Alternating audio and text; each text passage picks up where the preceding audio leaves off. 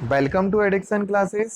आज हम देखेंगे कंकाल तंत्र। ठीक है, कंकाल तंत्र के बारे में देखेंगे। तो कंकाल तंत्र एक्चुअल में है क्या, देखिए कि कंकाल तंत्र जो है आपकी हड्डियों से मिलकर बना है, लेकिन हड्डियां भी जो है किसी कोशिका से मिलकर बनी है और इन कोशिकाओं को कहा जाता है अस्थि कोशिकाएं। ठीक है, तो जब अस्थि कोशिकाएं और अस्थि कोशिकाएं मिलती हैं तो इससे क्या बनता है, इससे बनती है तुम्हारी हड्डी। ठीक है, तो अस्थि कोशिकाएं और अस्थि कोशिकाएं मिलकर अस्थि बनती हैं और ये अस्थि कोशिकाएं और अस्थि कोशिकाओं के बीच में जो ऊतक होता है उसे क्या कहते हो, अस्थि ऊतक कहते हो। ठीक है, तो अस्थि ऊतक की अगर बात करें तो देखो जरा कि अस्थि ऊतक जो है वो बना किससे होता है। अस्थि ऊतक जो बना होता है कैल्शियम फॉस्फेट और एक प्रोटीन से बना होता है, जिस प्रोटीन का नाम होता है कोलेजन प्रोटीन। ठीक है, कोलेजन प्रोटीन जो है वो तुम्हारी हड्डियों का 33% भाग होता है। ठीक है, 33% भाग कोलेजन प्रोटीन होता है। ठीक है, अब अगर हड्डियों की बात करें तो हड्डियों की संरचना कुछ इस तरह से होती है। ये आपकी हड्डी है। ठीक है, और हड्डियों के अंदर कुछ ऐसा खोखला भाग होता है।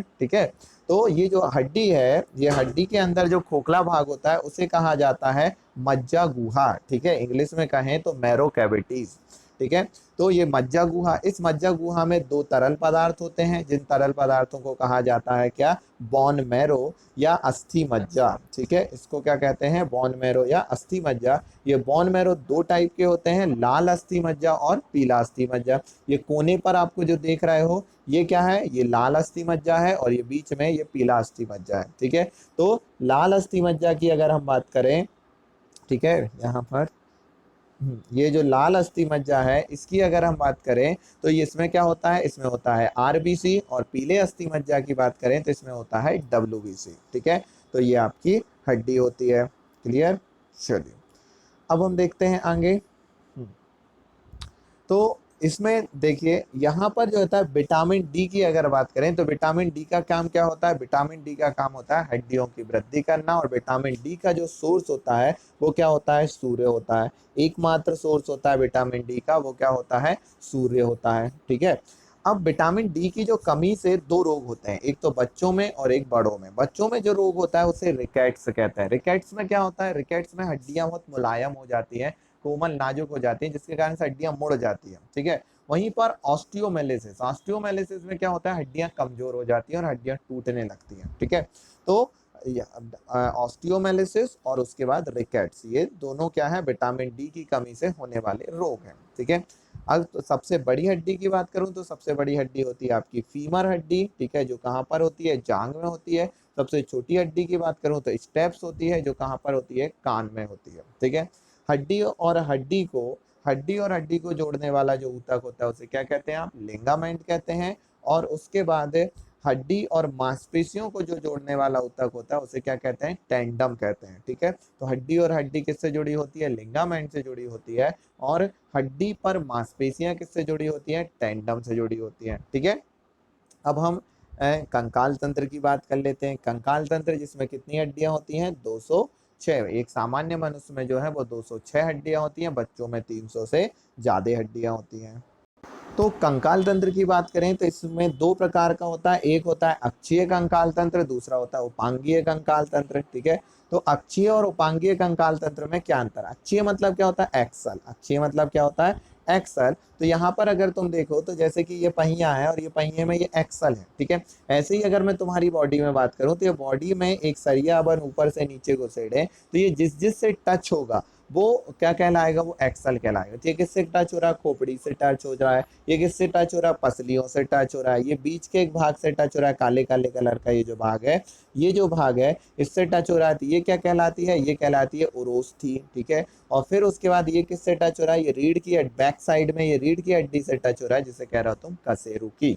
ठीक है, तो ये सारे भाग, खोपड़ी आपका, ठीक है, फिर उसके बाद पसलियां, फिर उसके बाद ओरोस्थी और कशेरुकी, ये आपके अक्षीय कंकाल तंत्र के भाग हैं, जिसमें टोटल हड्डियां कितनी होती हैं, टोटल हड्डियां होती हैं 80। ठीक है, अब अगर खोपड़ी की बात करें तो खोपड़ी में आपकी 29 हड्डियां। तो खोपड़ी में क्या क्या होता है? खोपड़ी में अगर आप देखें तो खोपड़ी में आपका होगा एक तो केनियन, केनियन जिसमें कि आप खोपड़ी ये मत समझ लें सिर्फ मस्तिष्क को ढकने वाला भाग। खोपड़ी में मस्तिष्क को जो ढकने वाला भाग होता है वो होता है क्रेनियम, ठीक है। क्रेनियम में 8 हड्डियां होती हैं। फिर उसके बाद आपके चेहरा, ये भी खोपड़ी के अंतर्गत आता है। तो चेहरे में कितनी होती हैं? 14 हड्डियां होती हैं। फिर कान, तो कान में कितनी हड्डियां होती हैं? 6। और हाइड, हाइड मतलब जो जीभ में एक हड्डी होती है जिसको हाइड कहते हैं, ठीक है। तो इस तरह से जो है टोटल कितनी, टोटल 29 हड्डियां हैं किसमें? खोपड़ी में। तो खोपड़ी के अंतर्गत ये पूरा पार्ट आता है। फिर उसके बाद हम देखते हैं कशेरू की। तो कशेरू की कितने भाग में बटा होता है? गर्दन, कटी, और वो गर्दन, बक्ष, कटी और सैक्रम। तो गर्दन कौन सा? ये आपका गर्दन वाला भाग। बक्ष मतलब आपके छाती वाला भाग, ठीक है। उसके नीचे वाला भाग कहलाएगा कटी। फिर उसके बाद सैक्रम और पुच्छ, ठीक है। तो गर्दन में कितनी हड्डी होती है? 7। फिर बक्ष में कितनी होती है? 12। कटी में कितनी होती है? 5। और सैक्रम और पुच्छ में एक एक, ठीक है। अब याद करने का तरीका कि गर्दन कटी, तो गर्दन कटी यानी कि 7 और 5, 7 और 5 बक्ष कितना हो गया? 12 हो गया। तो 7 5 12 हो गया, ठीक है। तो इस तरह से आपका कशेरू की जो है वो कंप्लीट हो गया, ठीक है। फिर उसके बाद हम तीसरा और चौथा पार्ट देखें तो तीसरा और चौथा पार्ट आपका क्या है? तीसरा और चौथा पार्ट उरोस्थी और पसलियां हैं। तो उरोस्थी और पसलियां कहाँ पर होती हैं? तो ये चित्र देखिए, ये जो बीच का भाग है, ये वाला भाग, तो ये क्या है? ये उरोस्थी है। और इस उरोस्थी से जुड़ी होती हैं आपकी पसलियां। 12 पसलियां इस तरफ, 12 पसलियां इस तरफ, ठीक है। तो ये हो गई आपकी पसलियां। तो पसलियां कितनी होती हैं? 24 होती है। और उरोस्थी कितनी होती है? 1 होती है, ठीक है। तो इस तरह से आपने 80 हड्डियां तो पढ़ ली 206 में से। अब बची हैं आपकी 126 हड्डियां। तो 126 हड्डियां जो है वो उपांगीय कंकाल तंत्र में आती है। तो उपांगीय कंकाल तंत्र के 2 भाग होते हैं, ठीक है। ये थोड़ा ये गलत है, उपांगीय कशेरू की नहीं, उपांगीय कंकाल तंत्र, ठीक है। तो उपांगीय के 2 भाग होते हैं, मेखला और पाद। अब मेखला क्या होते हैं? मेखला जो कूल्हे जो आपके होते हैं, कमर वाला भाग, ये जो है वो मेखला होती है, ठीक है। मेखला की बात करें तो इसमें 6 हड्डियां होती हैं। पाद की अगर बात करें तो पाद में आपके हाथ और पैर आते हैं, ठीक है। ये क्या होते हैं? आपके पाद होते हैं, ठीक है। तो आपके हाथ और पैर की अगर बात करें तो उसमें कितनी? 120 हड्डियां होती हैं, ठीक है। क्योंकि छोटे छोटे ज्वाइंट होते हैं आपके, इस कारण से इसमें 120 हड्डियां होती हैं। क्लियर है? चलिए, अब हम देखते हैं कुछ रोग के कंकाल तंत्र से, कंकाल तंत्र में होने वाले रोग। पहला जो मोस्ट इंपोर्टेंट जो रोग है वो है आपका गठिया रोग, ठीक है। अब गठिया रोग की अगर बात करें तो गठिया रोग होता कैसे है? अब देखिए यहाँ पर ये हड्डी है और ये हड्डी है।